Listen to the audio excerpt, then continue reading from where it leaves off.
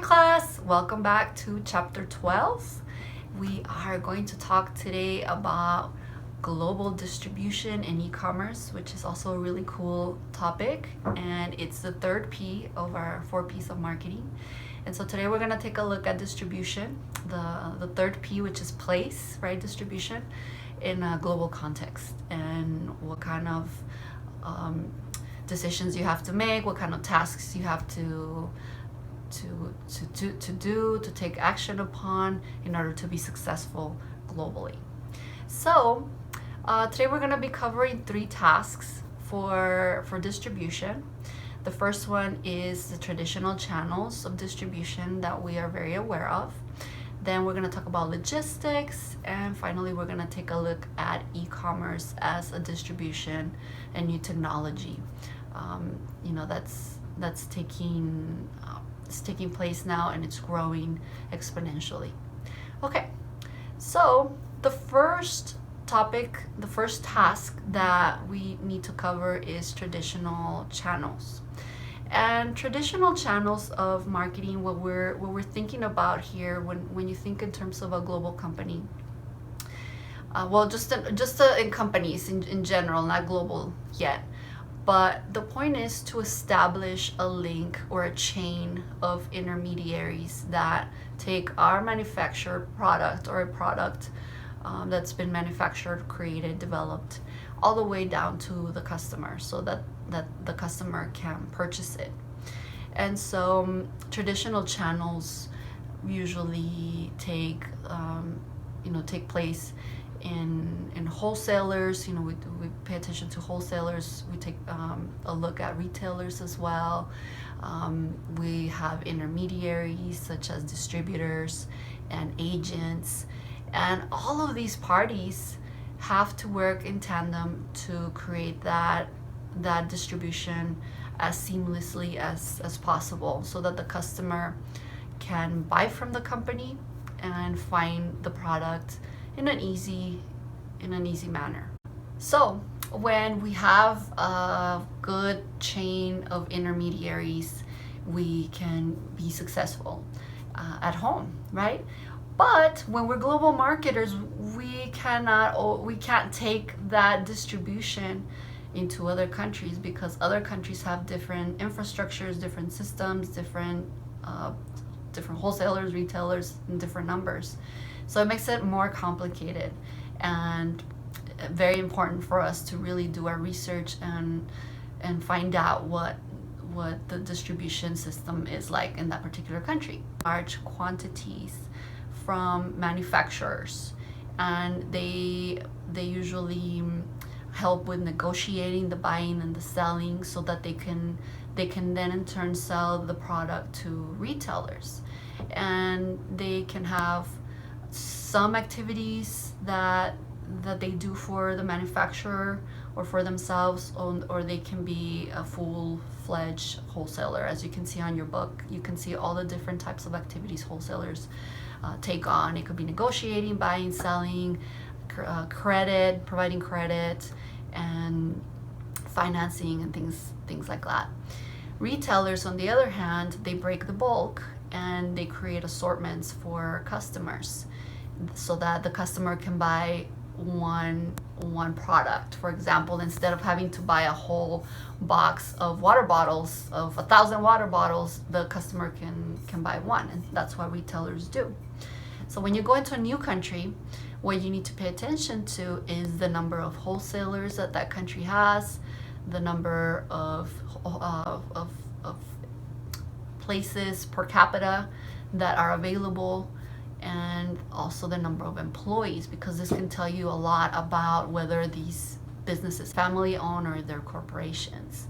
So you will see there's a figure in your book where you can see the different numbers and what it means for us when we're looking at Portugal, for example, or Italy versus the US. You see that there's a lot more family businesses and maybe more attention to the client in those countries than here in the US, because we have usually bigger companies and maybe less employees per capita.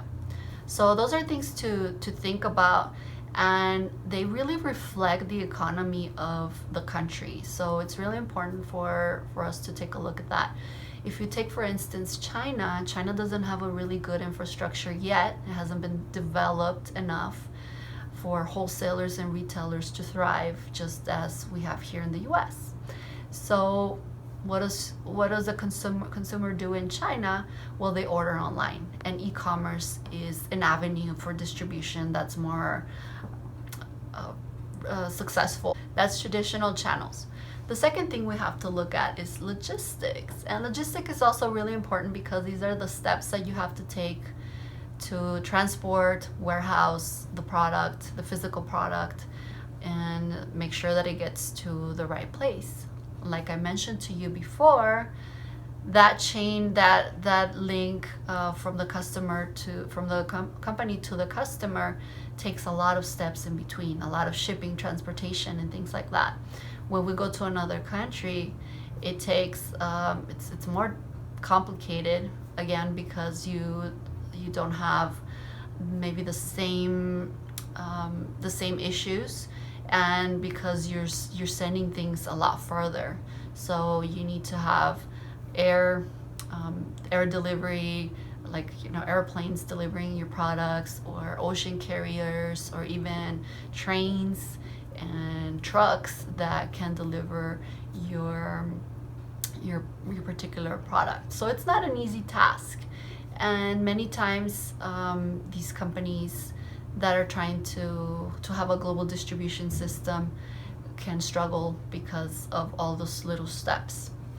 Luckily, technology has made it a lot easier for companies such as FedEx, DHL, UPS to have systems in place and to be able to help these companies ship things abroad in a faster manner due to their systems. And so they take care of customs, they take care of the transportation, and so a lot of the times it's really easy to ship your products to those places if that's the infrastructure in that country. So keep that in mind. When you have larger units, larger equipment, components, you need to take a look at maybe ocean carriers and trucks and trains and things of that nature. When you have lighter stuff, clothing and jewelry, electronics, it's easier to ship via air. So take a look at page 416. Take a look at the example on the automobile industry and its distribution complications, and you will see what I mean when I'm talking about logistics and how suppliers basically have to ship their parts from all over the world in order for a vehicle to be manufactured and completed in one place. So logistics. Now the third and final component of distribution, which is newish for the past few years, is e-commerce. And with e-commerce, we use the internet to help us distribute our services and our products via a website or a portal where customers and companies can connect with each other and they can buy and sell easily. So the avenue is growing. So far, global e-commerce hasn't even hit 10%, but there are some countries that they over-index in that, and they have a lot higher percentages of e-commerce, especially in Asia. More than 20% of total sales come from e-commerce. Here in the US, we're also getting up there in 10 to 11%, but globally it's still not, it hasn't hit yet.